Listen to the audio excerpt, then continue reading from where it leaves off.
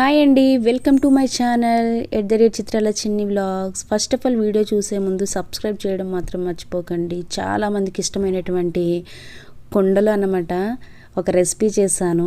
చిన్న చేపల పులుసు అన్నమాట. చాలా బాగుందండి. మీరు కూడా ట్రై చేయండి, ఎక్కడ స్కిప్ చేయకుండా చూడండి. నచ్చితే కనుక లైక్ కూడా చేయండి. ఏ విధంగా చేశానో కామెంట్ కూడా చేయండి. ఫస్ట్ ఆఫ్ ఆల్ ముంత పెట్టుకుని దాంట్లో కొంచెం ఆయిల్ వేసుకోవాలి. ఆయిల్ వేసుకున్నాక పచ్చిమిర్చి అయితే వేసేసాను.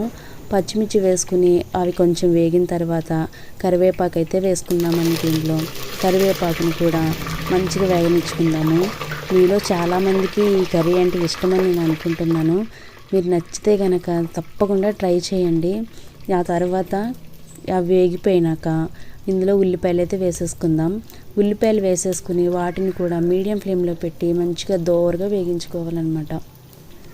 ఏ కర్రీ అయినా సరే నాన్ వెజ్ కర్రీస్ ముంతలో వండుకుంటే చాలా బాగుంటుందండి. అది పొయ్యి మీద వండుకుంటే ఇంకా బాగుంటుంది అనమాట. మనకి ఆ ఫెసిలిటీస్ లేక ఇంకా స్టవ్ మీద చేసేసాను. కానీ ముంతను వాడేటప్పుడు చాలా జాగ్రత్తగా వాడాలండి. ఇప్పుడైతే మూత పెట్టేసుకుని దాన్ని ఈ విధంగా దోరగా వేగించుకుందాం అనమాట. ఇప్పుడు ఇది ఈ విధంగా వేగిన తర్వాత దీంట్లో సరిపడా ఉప్పు వేసుకుందాం. నేనైతే కల్లుప్పు వాడాను. మీరు ఏ ఉప్పు ఉన్నా సరే సాల్ట్ ఉంటే సాల్ట్ వేసుకోవచ్చు. కల్లుప్పు అయితే ఇంకా టేస్టీగా ఉంటుంది. ఇలా సరిపడా ఉప్పు వేసుకుని మనం వేసుకునే ఫిషెస్ని చూసుకుని ఈ ఉప్పు అనేది వేసుకోవాలి. ఆ తర్వాత పసుపు అయితే వేసుకుందామండి. పసుపు వేసుకున్న తర్వాత కారం వేసుకోవాలి. కారం అయితే ఎక్కువే ఉండాలి, ఎందుకంటే చేపల కూర కాబట్టి కారం ఉండాలి. మనకి లుక్ కూడా చూసుకుంటాం. ఇంకోటి వచ్చేసి టేస్ట్కి కూడా కారం ఎక్కువే ఉండాలి కాబట్టి కొంచెం వేసుకోండి. తినగలిగిన వాళ్ళు, తినలేని వాళ్ళు అయితే కనుక మీరు ఏ విధంగా తింటారో అలాగే వేసుకోండి.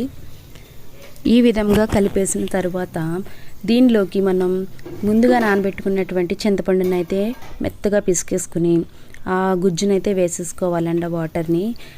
నేనైతే కనుక నేను చూపించిన చేపలకైతే ఎంత వేసానంటే పెద్ద నిమ్మకాయ సైజులు 2 వేసాను అనమాట.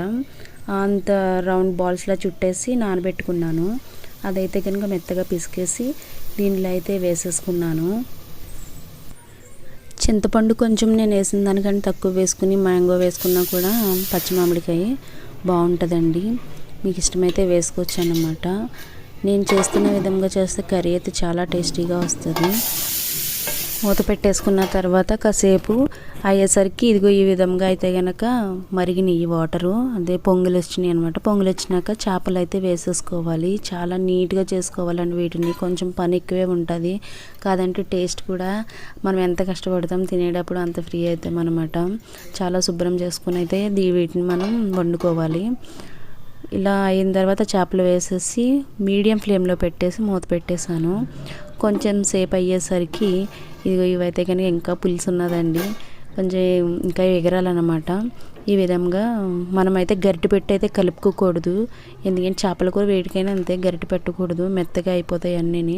అందుకని చెప్పి మనం అలా తిప్పుకోవాలి. ఆ తర్వాత మసాలా మసాలా అయితే ధనియాలు, జీలకర్ర, వెల్లుల్లిపాయి, కొన్ని మెంతులు వేసి నేను పొడి చేశాను పేస్ట్ కింద. ఆ పేస్ట్ అయితే వేసుకున్నాను. మీకు ఇష్టమైతే గరం మసాలా కూడా వేసుకోవచ్చు. నేనైతే కనుక ఎక్కువ మసాలా ఉండకూడదని చెప్పి అలా వేసుకున్నాను. ఆ తర్వాత ఇలా కలిపేసి మూత పెట్టేసి దగ్గర పడే వరకు నిగర్నించుకున్నాను. మీకు ఈ వీడియో నచ్చిందని అనుకుంటున్నాను. నా ఛానల్ని సబ్స్క్రైబ్ చేసుకోండి, లైక్ చేయండి, షేర్ చేయండి. నేను చేసే రెసిపీస్ ఏ విధంగా ఉంటున్నాయో కామెంట్ కూడా చేయండి. లాస్ట్లో అయితే కనుక కొత్తిమీర వేసాను. కొత్తిమీర వేసుకుని పుదీనా ఉంటే పుదీనా కూడా వేసుకోవచ్చు.